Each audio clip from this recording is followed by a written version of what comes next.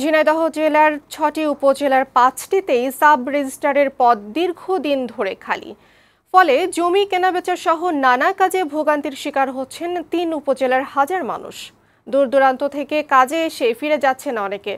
জমি সংক্রান্ত জরুরি কাজও করতে পারছেন না এলাকার মানুষ। ঝিনাইদহ সংবাদদাতা রফিকুল ইসলাম মন্টুর প্রতিবেদন।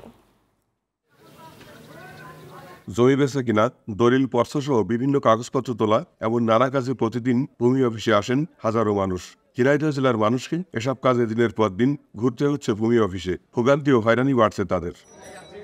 খোঁজ নিয়ে জানা গেছে, সদর উপজেলা ছাড়া ঝিনাইদহের বাকি 5টি উপজেলায় সাব রেজিস্ট্রারের পদ খালি রয়েছে। কালীগঞ্জ, কোটচাঁদপুর, মহেশপুর, শৈলকুপা ও হরিণাকুণ্ডু এই 5 উপজেলার সাব রেজিস্ট্রার নেই। এতে প্রায় বন্ধ জমি রেজিস্ট্রি কার্যক্রম। ফলে হয়রানি ও চরম ভোগান্তি পোহাতে হচ্ছে 5 উপজেলার লাখ লাখ মানুষকে। ভুক্তভোগীদের অভিযোগ, দিনের পর দিন ঘুরেও তাদের কাজ হচ্ছে না। কালকে সকাল 8টা বাজে এসেছি, রাত্রে গিয়েছি রাত 8টা বাজে, আজকে সকাল 8টায় এসে এখন 3টা বাজে, এখনো আমাদের এটা দেয় না। আমরা এই 2 সপ্তাহ জমি রেজিস্ট্রির জন্য এসে ঘুরে ঘুরে যাচ্ছি।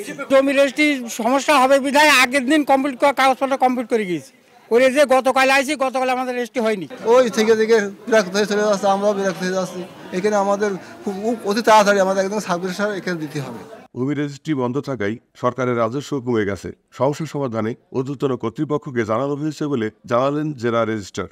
ঝিনাইদহ জেলার মহেশপুর, কোটচাঁদপুর এবং শৈলকুপা উপজেলায় অফিসার না থাকায় 3 জন অফিসার দিয়ে অফিস করানোর চেষ্টা করা হচ্ছে। ঊর্ধ্বতন কর্তৃপক্ষকে বিষয়টি জানানো হয়েছে। আশা করি দ্রুত এ সমস্যার ইতি ঘটবে। দ্রুত এই সমস্যার সমাধান চান ভুক্তভোগীরা। রফিকুল ইসলাম মন্টু, বৈশাখী সংবাদ, ঝিনাইদহ।